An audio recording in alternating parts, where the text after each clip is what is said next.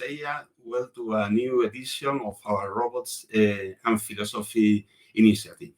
Today, we receive David Gunkel, one of the leading thinkers about robot ethics.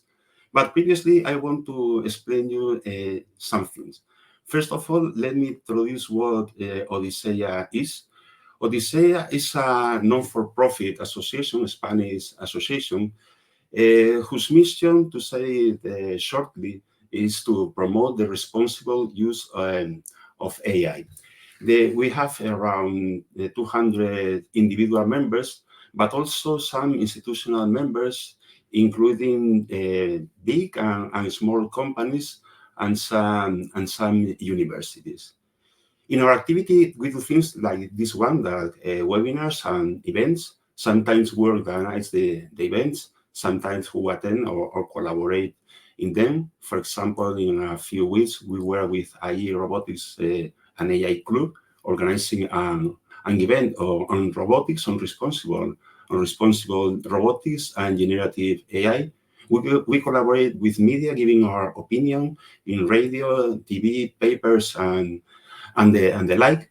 We also elaborate papers and opinions, for example, with feedback about the national AI strategy of the Spanish government.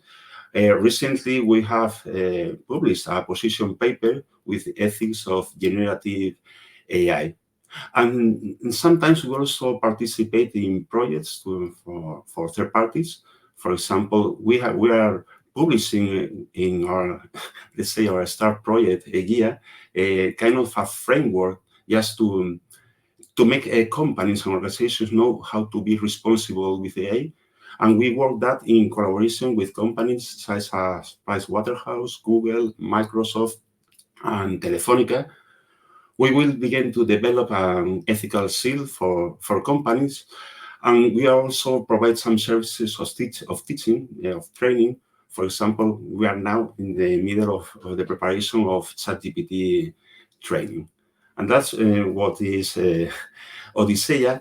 In this event, I will have some help from a person from the area I live. It's Dolores. Hi, Dolores. How are you? Hi, Ignacio.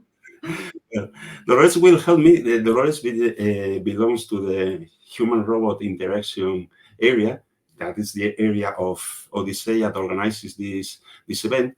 The activity in Odisseia is sometimes adopts a form of projects that with specific objectives and time span, but there are also what we call areas that are kind of centers of excellence or centers of competence about a specific area. This event is organized by the human-robot interaction area I lead, and Dolores is a brand new member of the area. And just to explain, this initiative, Robots and Philosophy, is an initiative in which we try to have conversations with philosophers, with leader thinkers in the area specifically of robot ethics. Because I think it's a subject, robot ethics is a very special subject in which things are not that clear as in other areas of AI. For example, I always say the privacy is very clear. When it gets to robots, I things like emotion, human relations, and things like that are more challenging and I think more difficult. And we need to go back to philosophy, to root of ethics, just to understand things. This is the second time the second episode of the Robot and Philosophy initiative. And in this occasion, we have with us David Gunkel, and I'm sure you're eager to hear him. So I welcome. Hi, David. How are you? Hi. Welcome to Odisseia, and thank you very much to be with us. For us, it's a pleasure and honor to having you here. I wanted to know that both Dolores and me have read your books. I don't know if you have there, Dolores. That's My iPhone. Yes. That's the last book, and here's the other one. Very nice. Thank you. We are fan of you, so we're interested in what you have to say. And just before giving you giving you the pass. I just want to remember what we are going to do. We are going first with this introduction. I'll tell a short bio of David. Then we have a keynote of around 25 minutes or so. Mhm. And later, after that, we'll make some questions. I don't know if easier or, or hard for David. And finally, you have the opportunity to make your comments or your questions. If you are seeing us on YouTube, you can make your questions on YouTube channel, and we'll see it. And in the end of the event, we will post some of them. And just to end with my intervention, just a short bio of David. Well, David is an award-winning professor. I think I know you have several hours. You are currently acting as a professor in the University of Northern Illinois, if I'm not, if I have it right. I understood that you want to research the ethics in the emerging technologies, the more novel technologies to say. You have, I don't know, I think 80 papers or so, many papers, several books. I think you have published 12 books or so. But Dolores and me know better because we have read the two ones. And I'm sure that in your speech, you will especially speak about the last one. And so, as all of us want to listen to you, I'll give to you the word, and the screen is yours. Okay. All right, thank you. So, thank you for the introduction and for arranging this event today. I'm very pleased to be here. And what I'm going to do is talk mainly about the most recent book, Person, Thing, Robot, which is the title of today's presentation. But instead of using words, I've used the emojis that you see on the cover of the book for Person, Thing, and Robot. And it'll take, as Ignacio just said, about 25 minutes or so. My hope is to get some ideas out for us to discuss and talk about. And this way, I think we'll have a nice conversation about some of the pressing challenges and opportunities that confront us now with these emerging technologies. So with that said, let's get into it immediately here. So ethics is an exclusive undertaking. In confronting and dealing with others, whether it be another human person, a non-human animal, or even an artifact, we make a decision between who is worthy of consideration and respect and what remains a mere thing that can be used and maybe even abused as we decide and see fit.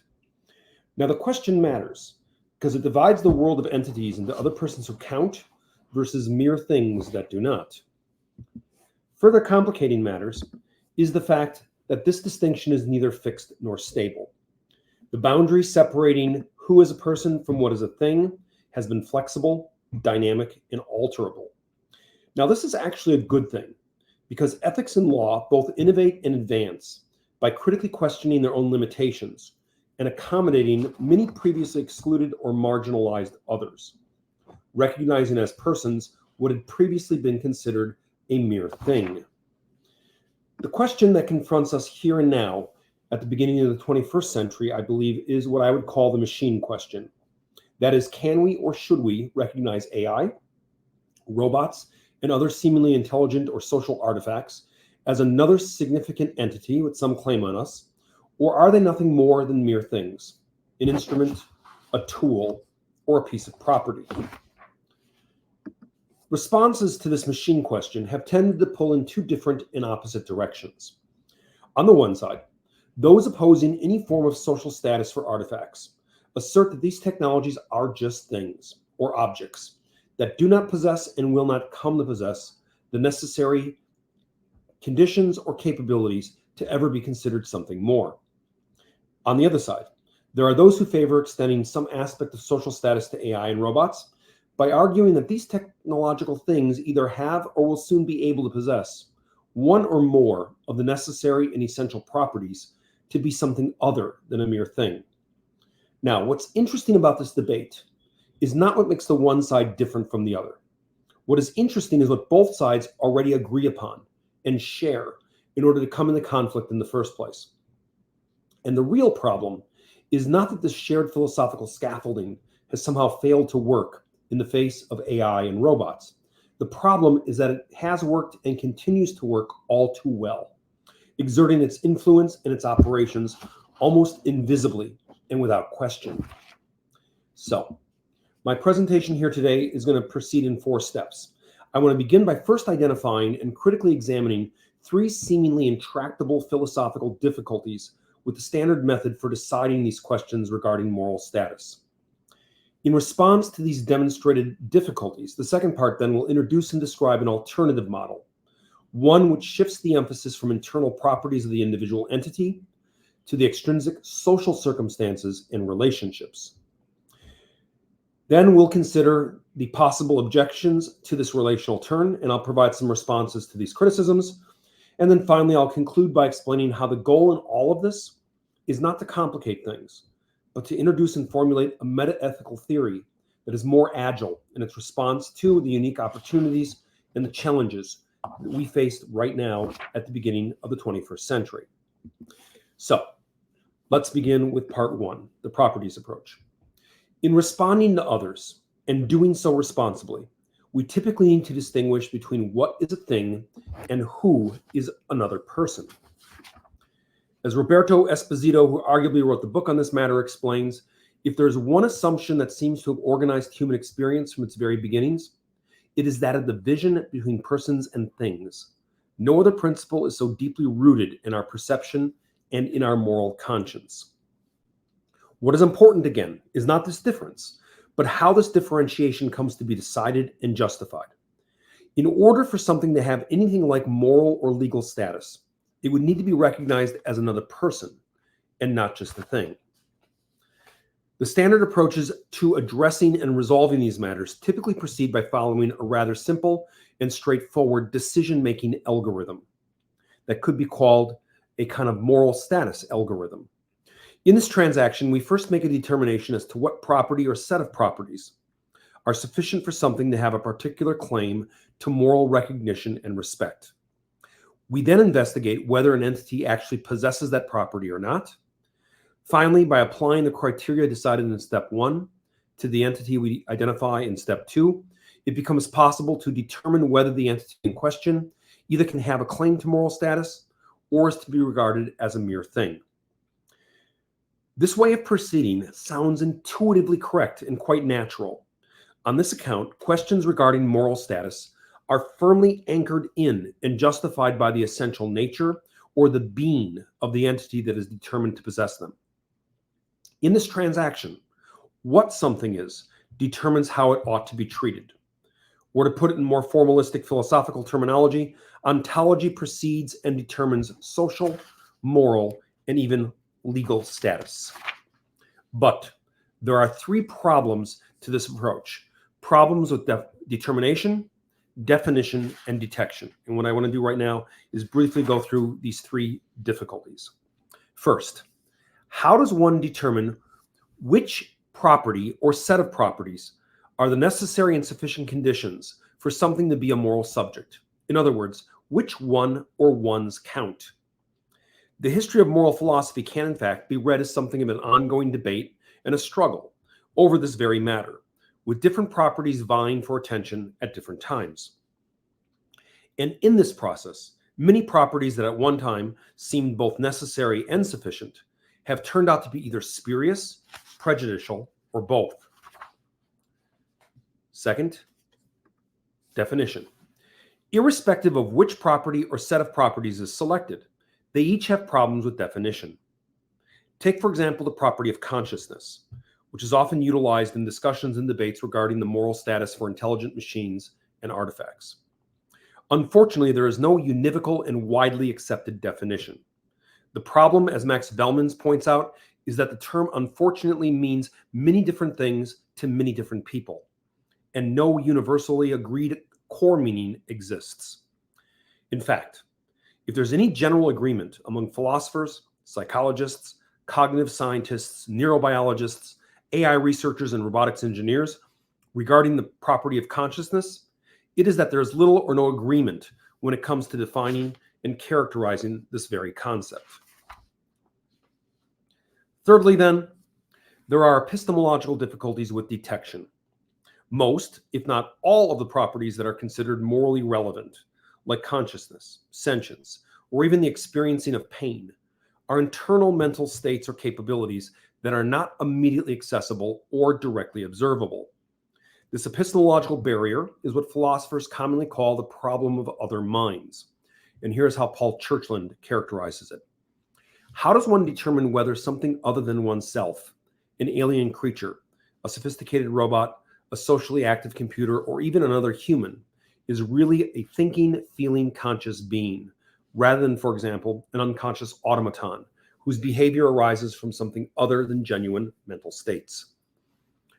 Although philosophers, psychologists, cognitive scientists, and neuroscientists throw an impressive amount of argumentative and experimental effort at this problem, so far it has not been resolvable in any way approaching what would pass as definitive evidence.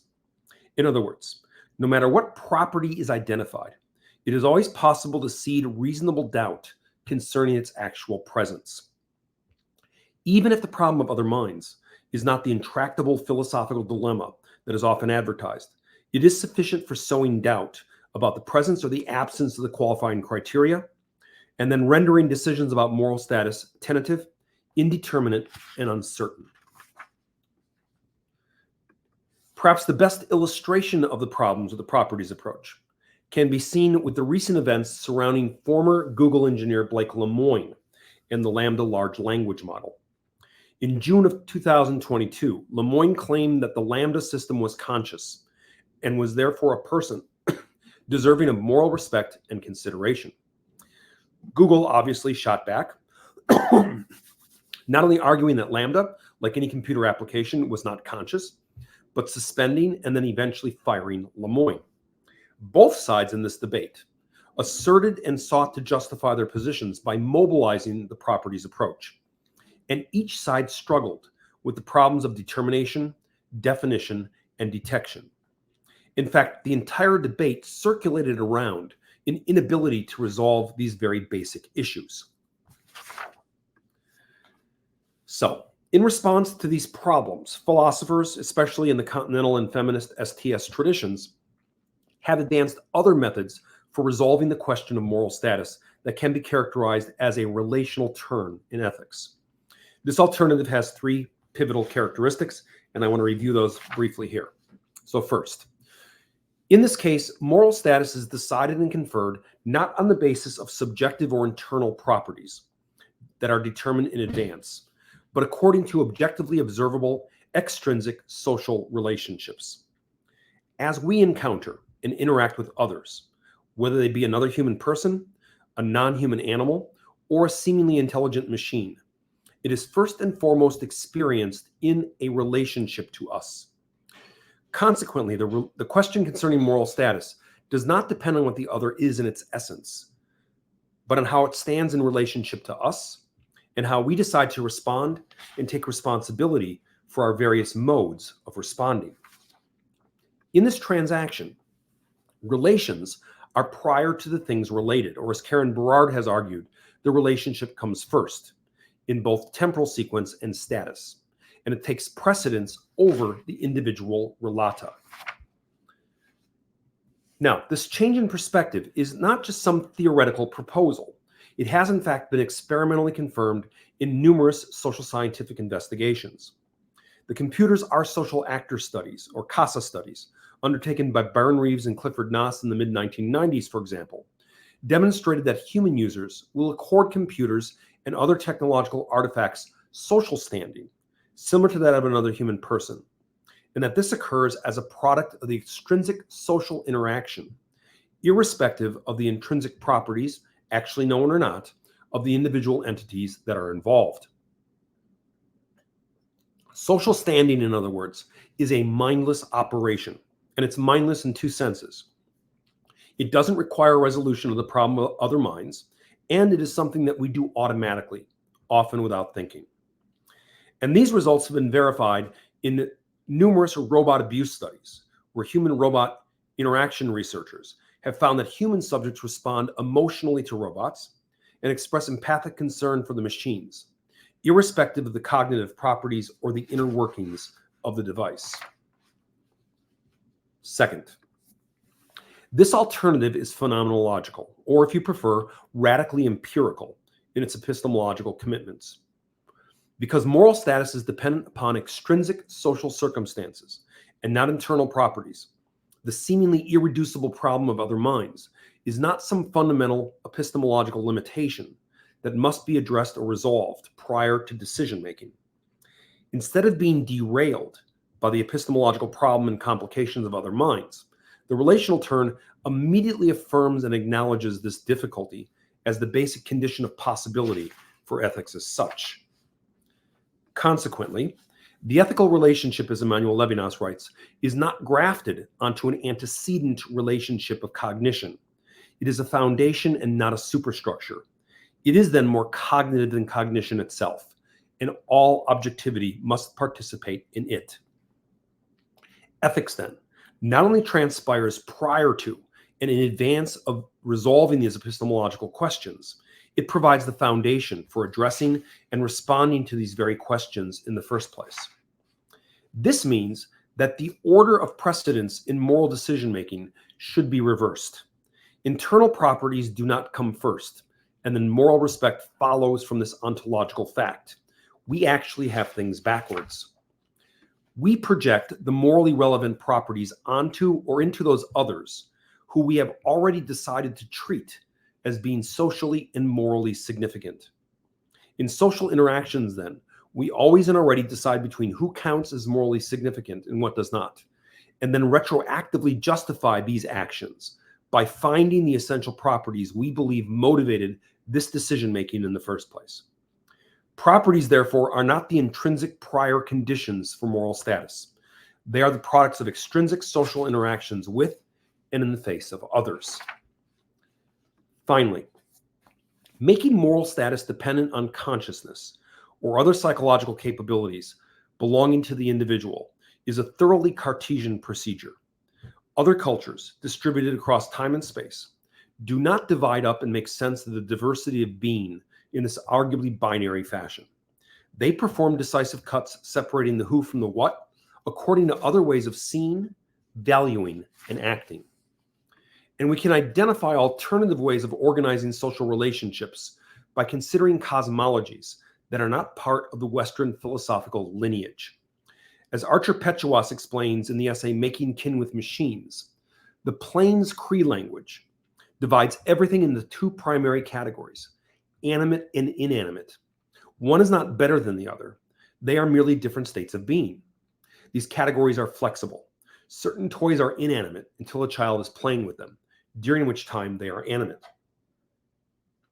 A record player is considered animate, while a record, radio, or television set is inanimate. But animate or inanimate, all things have a place in our circle of kinship. Now, this alternative formulation runs counter to the dominant ways of thinking, seeing the boundary between what Western ontologies call person and thing as being endlessly flexible, permeable, and more of a continuum than an exclusive either-or opposition. Similar opportunities and challenges are available by way of other non-Western religious and philosophical traditions. In her investigation of the social position of robots in Japan, for example, Jennifer Robinson finds a remarkably different way of organizing the difference between living persons and artificially designed or manufactured things. And she writes the following. Inochi, the Japanese word for life, encompasses three basic, seemingly contradictory but inarticulated meanings. A power that infuses sentient being from generation to generation. A period between birth and death, and, most relevant to robots, the most essential quality of something, whether organic or manufactured. Thus, robots are experienced as living things. The important thing to remember is that there is no ontological pressure to make distinctions between organic, inorganic, animate, inanimate, human, non-human forms. On the contrary, all these forms are linked to form a continuous network of being. These are not the only available alternatives, and by citing these two instances, the intention is not to suggest that these different ways of thinking differently are somehow better than those developed within Western philosophical and religious traditions. These alternatives are just different, and in being different, They offer the opportunity for critically questioning what is assumed to be true and often goes by without saying. Gesturing in the direction of other ways of thinking and being can have the effect of shaking one's often unquestioned confidence in cultural constructs that are already not natural, universal, or eternally true. So the relational turn introduces an alternative that supplies other ways of responding to and taking responsibility for others and other forms of otherness. But it is by no means a panacea or some kind of moral theory of everything. It just arranges for some other ways of asking questions and different modes of inquiry that are seemingly more attentive to the exigencies of life as it is encountered here and now at the beginning of the 21st century. Having said that, though, it's important to recognize that this relational ethics is not without its own set of unique challenges, and I want to look at two in particular. The first one is relativism. For all its opportunities for thinking things otherwise, the relational turn risks exposure to the charge of moral relativism. And there have been a number of recent publications that develop this line of criticism, like this one from Kensuke Musakis from the book Smart Technologies and Fundamental Rights. And Musakis writes the following. As Simon Kirchen explains, the key relativistic thought is that the something that acts as a standard will be different for different people, and that all such standards are equally authoritative. Particularly problematic is the extreme version, which denies there being any moral judgments or standards that could be objectively true or false. Given the apparent rejection of any such standard by Kuckelberg and Gunkel, they seem hard-pressed to explain how the radically relational ethics they are advocating avoids the extreme version.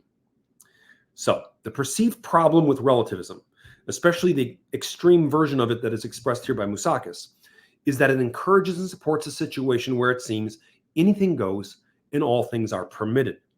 But this particular understanding of relative is itself limited and the product of a culturally specific understanding of and expectation for ethics.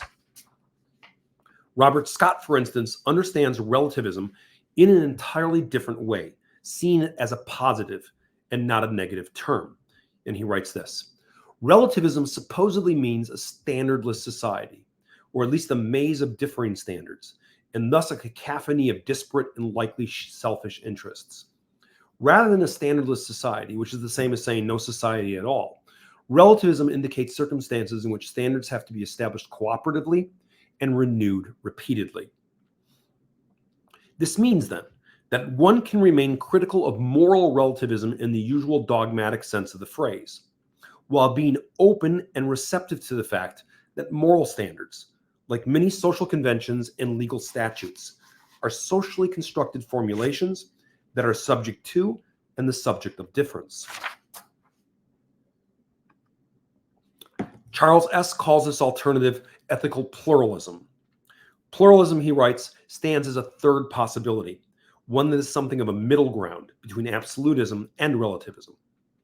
Ethical pluralism requires us to think in a both-and sort of way, as it conjoins both shared norms and their diverse interpretations and applications in different cultures, times, and places. Others, like the feminist Rosie Brodati, call upon and mobilize a form of non-Western perspectivism, which exceeds the grasp of Western epistemology. Perspectivism, as Eduardo Viveiro de Castro explains in his work with the Amerindian traditions, is not relativism. That is the affirmation of the relativity of truth, but relationalism, through which one can affirm the truth of the relative is the relation. For Brodati, then, perspectivism is not just different from, but it's the antidote to relativism. This methodology, she writes, respects different viewpoints from equally materially embedded and embodied locations that express the degree of power and quality of experience of different subjects.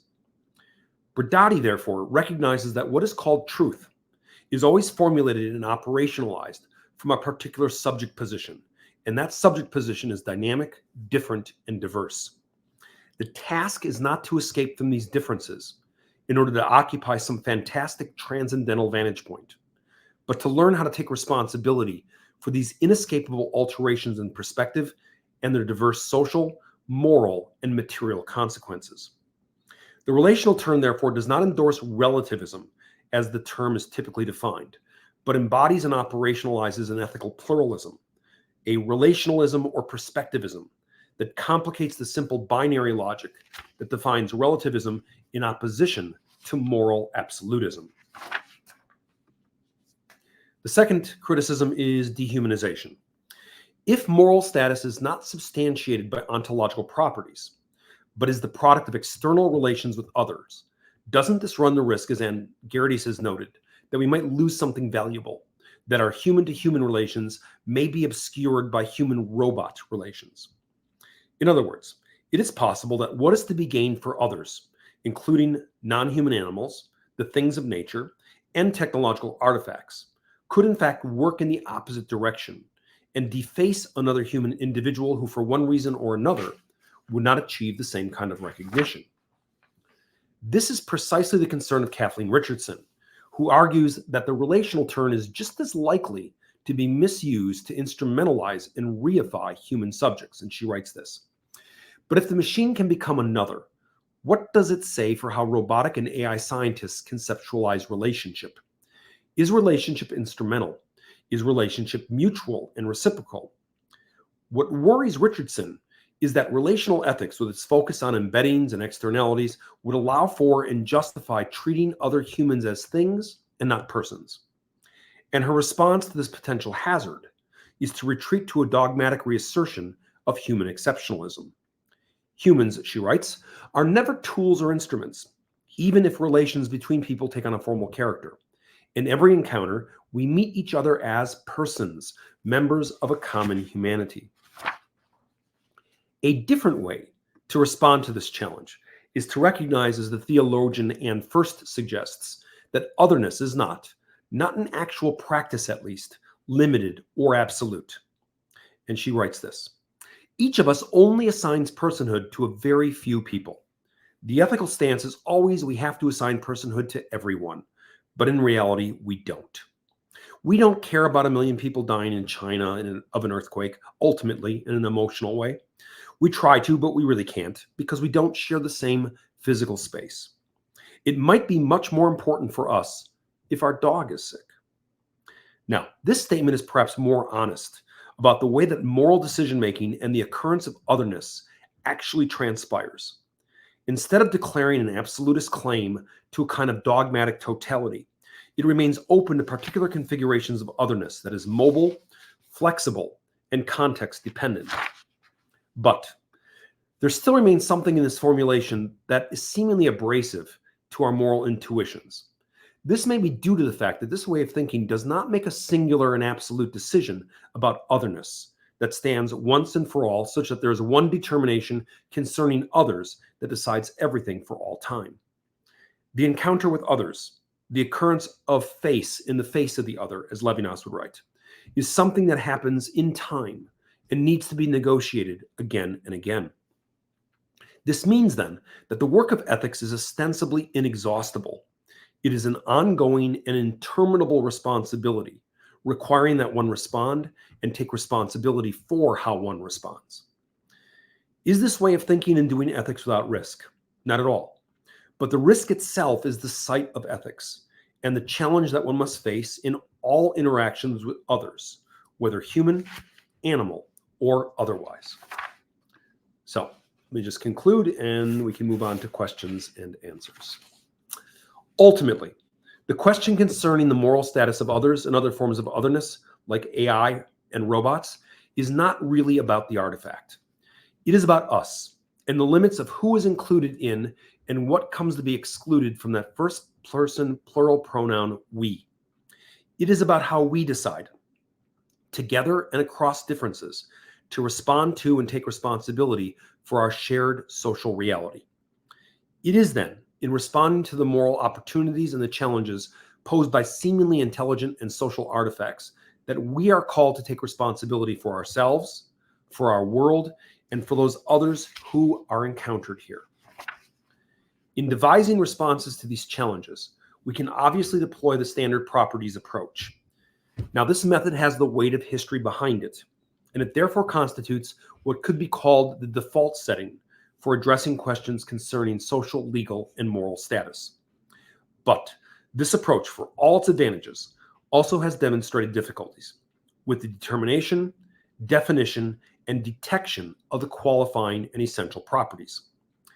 This does not mean it is important to point out right here and now that the properties approach is somehow wrong, misguided, or refuted on this account. It just means that this way of thinking, despite its almost unquestioned acceptance within Western traditions, has limitations, and that these limitations are becoming increasingly evident in the face or the faceplate of AI and robots, in the face of others who are and remain otherwise. As an alternative, the relational turn formulates an approach to addressing the question of moral status that is situated and oriented otherwise. This alternative circumvents many of the problems encountered in the properties approach by arranging for an ethics that is relational, phenomenological, and diverse. Whether this alternative ultimately provides a better way to formulate moral decision-making is something that will need to be determined and decided in the face of others and other forms of otherness. So that is what I have by way of prepared remarks. We have plenty of time for questions and answers. But before we get to that, I just want to point out that the book Person, Thing, Robot from MIT Press is available as an open access title. And you can just simply download a copy for yourself, keep your credit card in your wallet or in your purse. You don't even need it. If you follow the link at MIT Press, you can get it. Or if you use this QR code, you'll be able to directly download a PDF copy and begin reading immediately. So with that said, I look forward to your questions, your comments, and your feedback. Thanks. Well, thank you very much, David. Well, I'll maintain a pair of minutes this screen so that people can get the QR. Before that, I encourage our audience to make their questions. So previously, Dolores and me will do some questions to David, but then we will turn to the chat. So well, I see who has done his question, but I encourage all of you to do it. David, I have a first question, and it's based on your last book. And at the beginning of your book, you say, and I quote exactly what you write, okay? You say, robot uprising not only will happen, but it's also happening right now. Personally, I tend to agree. But I'd like you to explain, why do you think that? What do you see the symptoms of that uprising? No, it's a good question, right? So, science fiction has primed us for the robot invasion, right? We've seen movie after movie, The Terminator, Battlestar Galactica, Blade Runner, you name it. So we're all bracing for this robot invasion, which we've been told since Carl Chapek gave us the word robot is going to happen as a kind of uprising, like, some kind of workers' uprising with, robots having weapons and destroying humanity and things like this. And so that makes for great drama. But I think the actual robot invasion is going to look a little bit different. I think the actual robot invasion happens slowly from the bottom up. We start to bring robots into our world to take over various roles that we used to do. And eventually, like the Romans during the fall of the Roman Empire, we are going to wake up one morning and say, where did all the barbarians come from? And it's because we're inviting them into our homes. We're inviting them into our workplace. And we're turning over many of our tasks, capabilities, and opportunities to the robots. And so I think it's a slow incursion and not a dramatic uprising. I agree, really. Thanks, David, for sharing your ideas from your book with us. The book is very, very interesting and offers many points of view. And I would like to know your opinion about some questions. In the chapter 6 of your book, you are speaking about robots, slaves, thing, and how do you think you humans are treating robots and chatbots right now? Probably not be conscious of that. More as slaves, more as animals, more as things. What do you think? Yeah, so you can see already how human beings are responding to these artifacts in a variety of different ways. Some people respond to them as just things, and they can use and abuse them as they would like, and they think they're as important as their pencil or their calculator, and nothing more.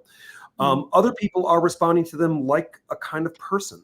or like a pet, like an animal, and treating them with a kind of social respect or recognition. And this is because we've inherited these two categories from Gaius, a Roman jurist, that basically says that we divide the world of entities into things or persons. And this is not only a colloquialism for the way we talk about our encounter with others, but it actually is codified in law. Our legal systems require that we decide whether something is an object of the law, a thing, or a subject of the law, a person. And this is how, for example, corporations became persons. It's not because they have feelings and they're sentient and they're conscious. It's because we want them to be subjects of the law. In order for them to be subjects of the law, we have to make them persons. So we have this binary opposition. Either you're a person or you're a thing. And we're trying to fit the robot into either of these boxes. And it doesn't seem to fit very nicely in either box. And so some clever legal scholars have said, well, let's use a third category, something in between person and thing. And it turns out the Romans had that category, and that was the slave. The slave is a piece of property that is owned, but it can, or she or he can, behave as a person in business relationships. So these very clever legal scholars have said, well, why don't we just recreate the category of slave and codify in our legal systems a third category that is the category of slave. Now, I'm not worried about what the robots are going to feel about being enslaved. They don't have feelings. But I am worried about what it says about us and the kind of world that we are manufacturing if we create a situation where we are masters. And in fact, the people who have proposed these ideas of robot servitude and slavery are generally writing from the position of the master. They are embodying the position of the owner of the slave. And as a result, they are sort of not acknowledging the history of human slavery and the impact it has had on generations. So I think it's probably a solution that is worse than the problem it's trying to solve. My next question, David, probably is very related to my first one. Sometimes when we speak about robot ethics, perhaps we can think that's something of science fiction. Why do we want robot ethics right now? But again, I have a quote of your book, and you say, let me see, you say, robot rights are not a matter for the future. They already matter here and now. Is really robot ethics and robot rights so urgent? Do we really need to do that about that? So let me answer in two ways, because this is, again, I think a really nice question. First, let's talk about rights in general, and then we'll talk about robot rights in particular. So sometimes when we hear the word rights, we immediately think we're talking human rights. So that if someone says robot rights, you think, oh my God, we're going to give robots the right to vote, or the right to life, or some other crazy, set of rights like this. Rights aren't human rights. Rights are much more basic. I mean, human rights are a specific category of rights that apply to one species, the human species. But rights in general are just powers, claims, privileges, and immunities that are afforded a social entity in order for it to factor into our social relationships in a way that makes sense to us.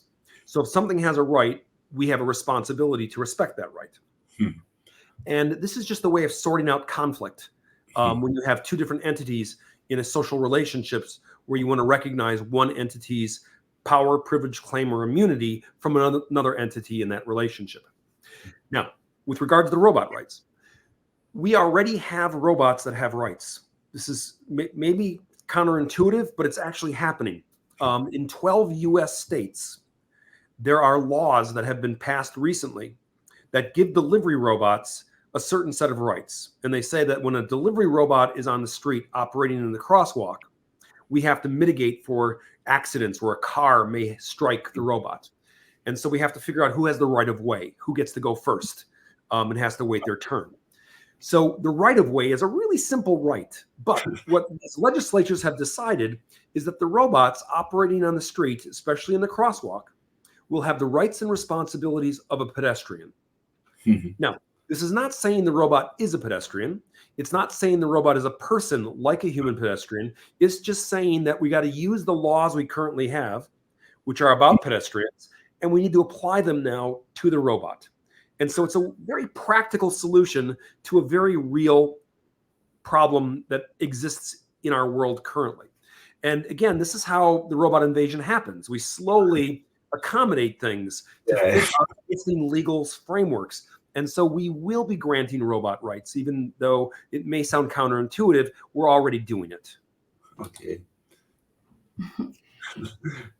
So exploring the world of robots, we could consider two aspects: the influence of robot designers and the evolution of the ethical considerations. So I have two questions.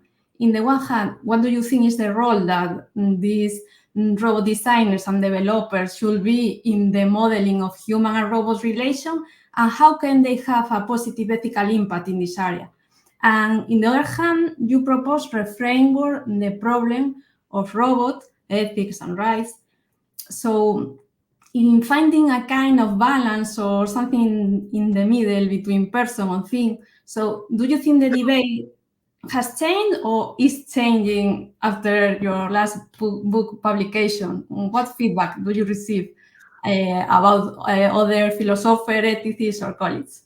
Yeah, good. Two really nice questions again. So let me take one at a time.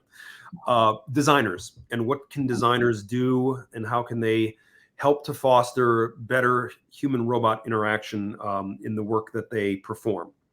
So I think one of the problems that people often point to with robots, especially robots that are designed to either be animal-like or even humanoid-like, is the tendency for either zoomorphism or anthropomorphism, where we project human properties into or onto the robot. And I think sometimes the response we get from sort of clear-headed thinking, reasonable people is, well, just don't do that. Don't build robots that people will anthropomorphize. I think that is an impossible task for a designer. I think you can't tell a designer, just stop designing things that people anthropomorphize, because you can't control what users do.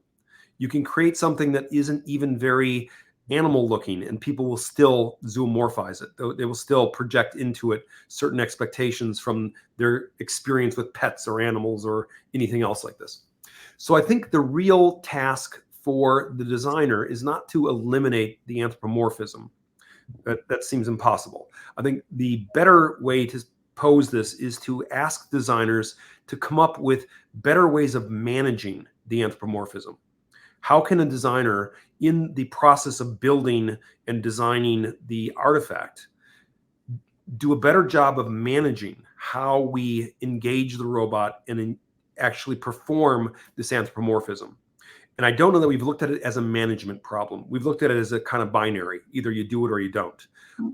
I think we do it. And it's better to own up to that, be honest about it, and say, okay, we do anthropomorphize. How do we manage that? And how do we as designers enable the better outcomes by managing it effectively? Now, to go to the other question having to do with the person thing, just a spoiler alert. This is the end of the book. I don't think robots should be persons. I think we've had some trouble with corporations being persons. And I think we could open up a similar set of problems with robots and AIs being persons. But I also don't think robots and AI fit very neatly in the category of thing. They don't fit either box as far as I'm concerned. And what that says to me is it's not a problem with the artifact. It's a problem with our moral and legal categories. It's a problem with this binary way of thinking. We need to think outside the box. We need to begin to think and reframe our moral and legal categories in a way that is more responsive to the way the world actually is.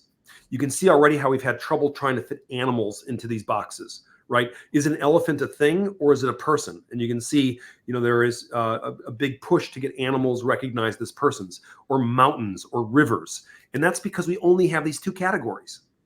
And if we had a more elaborate or more complex legal and moral ontology, we may have a better way of organizing our responses to these challenges that doesn't limit us to just one or the other. Well, my next question, David, in fact, you have given some clues about what I was about to question you, but I make the question anyway.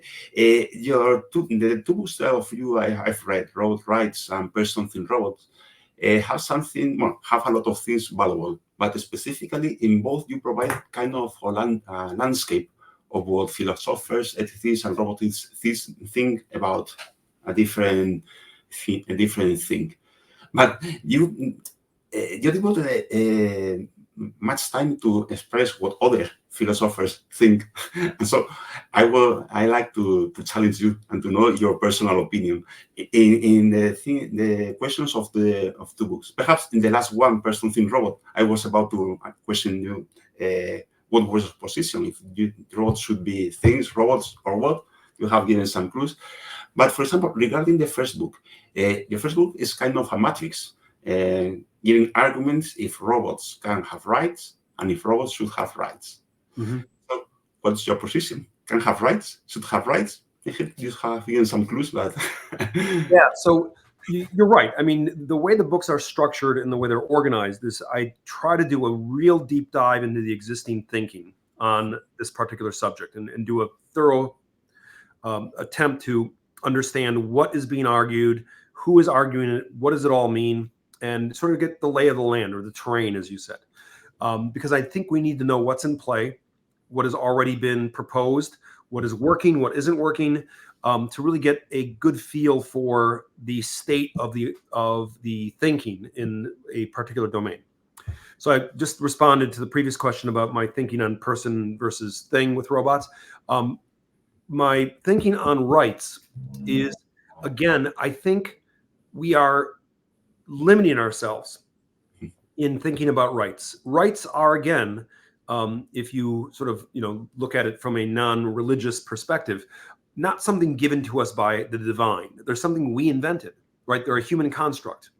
We created this idea of rights. And in fact, it tends to be a Western philosophical construct. Other cultures, especially indigenous cultures and other cultures elsewhere in time, didn't have this framework of rights. It's a rather modern invention that we have developed for ourselves. It may be that rights is the wrong way to frame this entire debate. It may be asking whether robots should or can have rights, may already be asking a question that really doesn't quite apply. So the same way in which the categories of person and thing need to be revised, we may need to be thinking about revising the way in which we recognize social status or social recognition beyond the rights framework. Now, we have to work with that because that's what we have. That's our laws are written in those terms. Our moral thinking, our political thinking is developed in terms of rights. And that's something that we've inherited. And therefore, we have to start from that. But I think as we move forward, it may be better to begin revising how we want to think about the powers, claims, privileges, and immunities of different entities beyond using the rights language, because that language already is burdened with a lot of tradition and with a lot of expectations. And I think there are some interesting ways of doing this. A number of scholars working in Confucian ethics have suggested that maybe we move from thinking about robot rights, R-I-G-H-T, to robot rights, R-I-T-E-S. That social process. It's a ritual that we engage in daily, and that they fit in this ritual practice. And that may be a different way of formulating the entire question. But I do think, again, the problem is not the artifact. The problem is us and our expectations for trying to fit these artifacts into categories and boxes that we've manufactured. Okay, thank you. My last question, as a lawyer, I'm not sure if you know the European AI Act, now under discussion in European institutions. So do you think the robot ethical questions are really covered in this act? So I think the AI Act is, for now, the first real big piece of legislation that is taking seriously a lot of the challenges that have been presented to us by AI and robots. Is it enough? No. Does it cover everything? No. But it does move in that direction. And I think, as it has evolved and compromises have been made, we've seen some improvements to the act, but we've also seen some things that have detracted from some of the more original ideas that were there. But unfortunately, or fortunately, depending on how you think about it, this is how democracy works, right? You have to negotiate, you have to compromise. But getting something, I think, is better than having nothing, because right now we're operating in a vacuum and saying, well, whatever happens, happens. That's not a very good situation to be in with liability or accountability. And I think we want to start to arrange these things. But I think you're going to see a patchwork, right? The EU is going to have one way of doing this. The US is going to have another way of doing this. China is going to have another way of doing this. Other nations across the world are all going to develop their own sort of strategies and frameworks for addressing these. There will obviously be shared points of contact, but there will be differences. And I think, we often look at that as being a problem, but I think it also is an opportunity because we can learn from each other and see what's working, where and how. We just have to be open enough to recognize that this is a learning process and we can learn something from even those other nations that we were considered at one point adversaries with, right? There's a way that this dialogue has to be global because it involves all of us. Okay. My last question, and David, and this is the last question of this, before going to the question of the audience, is I must confess, I love robots, I love technology. I say I'm techno-optimist. So, but sometimes when we speak about ethics, it seems like we are only looking to the dark side. So I want to ask you for the benefits of robotics. What do you think they have good? Can they help us? Yeah, so I think we already see lots of ways in which these technologies open new avenues of inquiry, but also new opportunities for us as human beings. We can already see with regards to these little devices that we carry around in our pockets and have in our purses. These are kind of a social robot, right? They're a kind of externalization of our memory.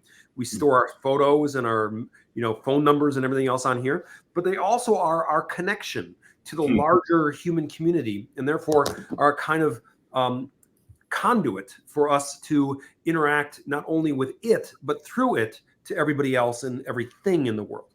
And I think if we, and this, when you lose this, you lose your mind, right? Part of it has been lost. There's a dependency there. But I don't think that dependency is necessarily bad. I think it is making us have some other opportunities as human beings for connection, for empathy, for knowledge, understanding, information. So these kinds of things, I think, are really where we need to recognize what is being gained and balance what is being gained against what we think is being lost.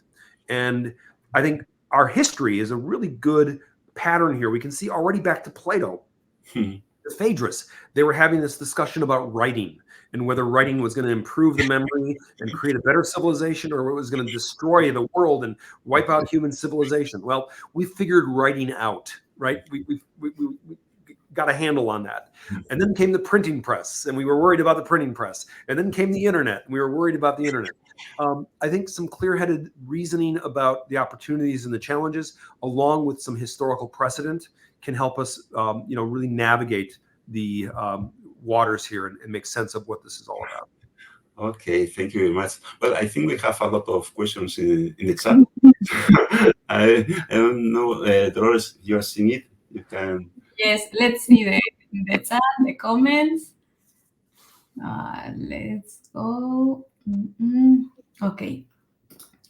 Hugo says, how do you think our interaction with robots will change the way we understand intelligence and consciousness? Oh, right. This is interesting. So this, I think, with every technology we've created, it is not just a tool or instrument or object that we utilize, but it also is a mirror of ourselves. And we learn something about our own human capabilities in looking at our technology and working with it.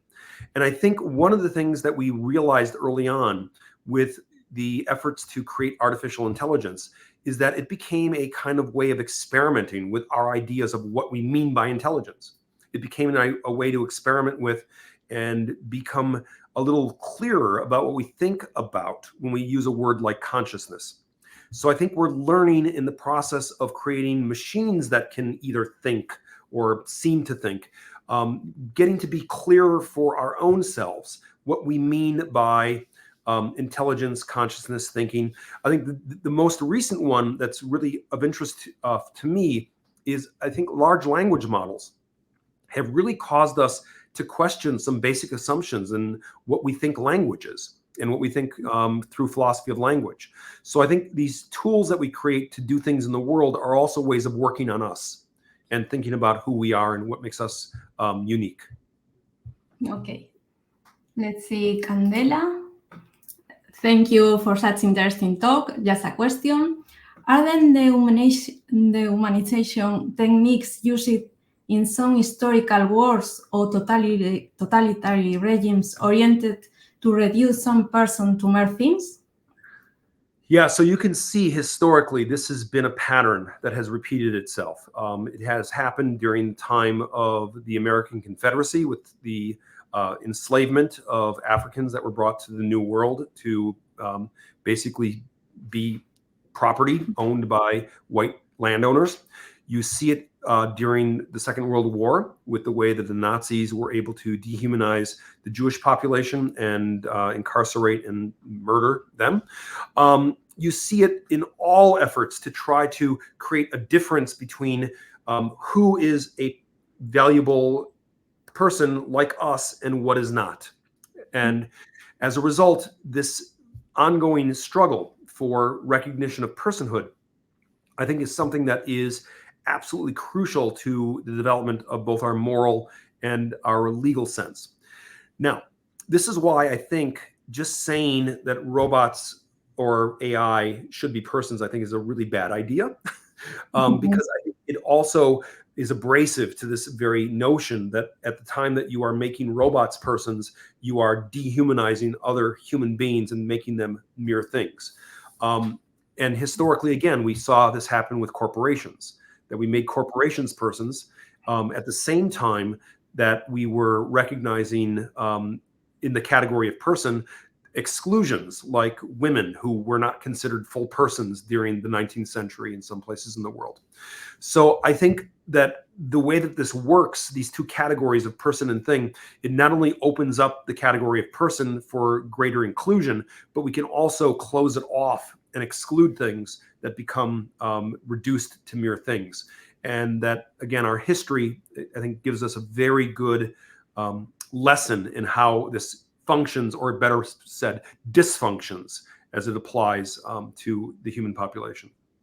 Okay, thanks. Another question from Enrique. Why do you think the anthropomorphization of the so-called social robots is due to this? Surveys say that the society is more afraid of robots. Continues with humanoid forms, apparently because of the movies. Why then this strategy? Thank you very much. Yeah, good. It's a really good question. This gets to what we know as the uncanny valley, right? This idea that as the robot that we create gets closer and closer to being more and more human-like, it gets interesting, and then all of a sudden it gets creepy. And I think if you've ever seen the Sophia robot from Hanson Robotics, there's moments at which Sophia just creeps you out because she's just a little too close for us to feel comfortable. As a result of that, most of the robots that have been successful as social robots don't emulate human beings. They aren't humanoid in the usual sense of the word, but they emulate other kinds of beings, oftentimes animals. And Kate Darling, who has done a lot of work with animal type robots, has argued in her book New Breed that we would learn a lot about robots from actually looking at our history with animals, because there we have another kind of consciousness, a different kind of being, one that doesn't do things the way that we do, and yet we're able to interact and communicate with it.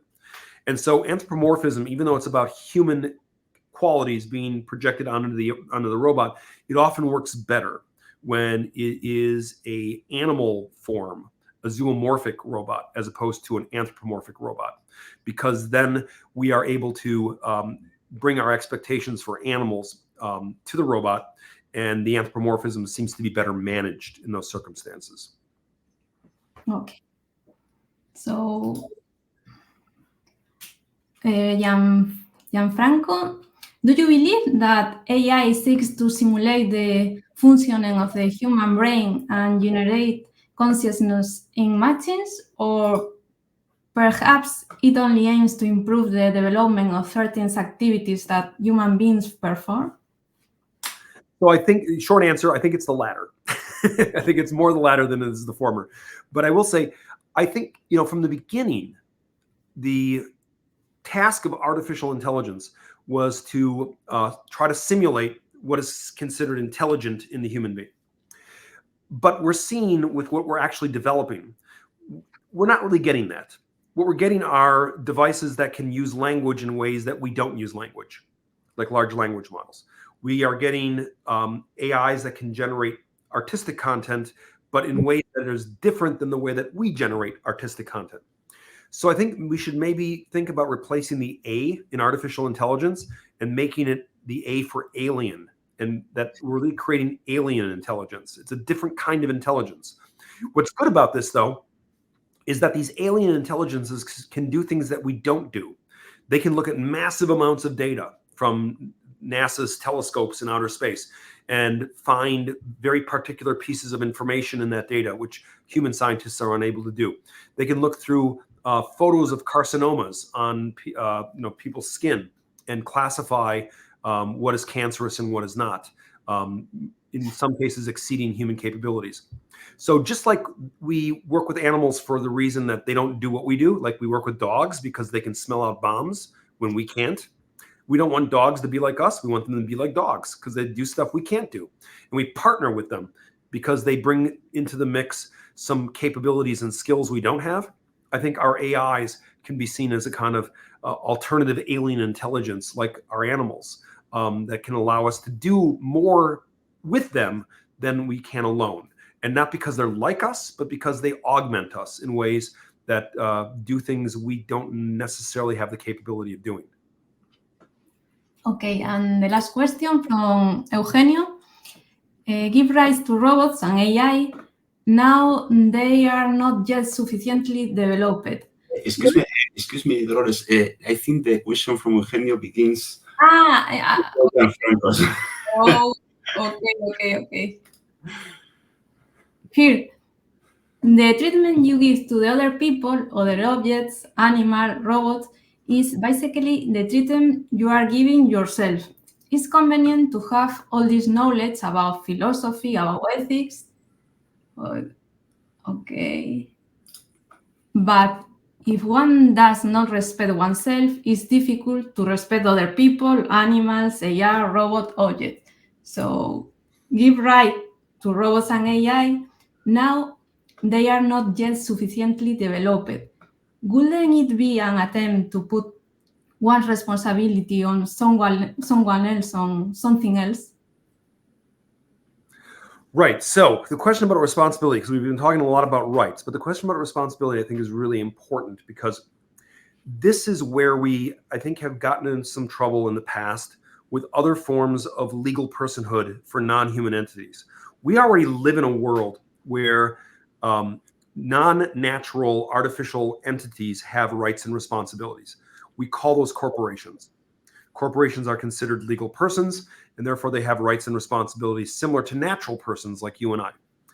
And the proposal to give robots a kind of legal status of personhood, like the European Parliament had proposed back in 2017, received a lot of pushback, precisely because the worry was, won't this allow human beings to push responsibility from themselves to the AI and say, it wasn't me, it was the AI. The AI did it. What's interesting here, and this is something that Sven Nyholm has pointed out recently, is that when it comes to something good, we're very quick to pass the credit. But when it comes to something bad, we're very reticent to do so. So when AlphaGo beat Lee Sedol, people had no trouble saying AlphaGo was the winner. They had no problem crediting AlphaGo, giving AlphaGo the responsibility for winning in the game of Go. But when a self-driving car kills a pedestrian, then we want to know which human being behind the company that built that car is responsible for the accident. Because in the case of some bad outcome, we want to be able to point the finger at someone who can be punished and who can stand before a court and face the judgment. And so we can see ways in which there's a kind of asymmetry in responsibility when we talk about credit versus blame. Okay. Well, I think we have finished with Yes. all the questions. Well, thank you very much to our audience for your questions, for your attention. Thank you, Dolores, for helping me. But above all, thank you, David, for your thinking, your books, for being with us. I think for me, reading your books, Robot Rights and Person Free Robot, has been a great experience, a great reading. But listening to you live, it's been better. So it's really a pleasure and honor to have you with us. And I only hope that we can coincide in another event, another thing, and we can get in touch in another way. So thank you very much. Thank you to you all. And I think it's time to close this event. For all of you who maybe listen to this, the video will be on our YouTube channel in a few hours.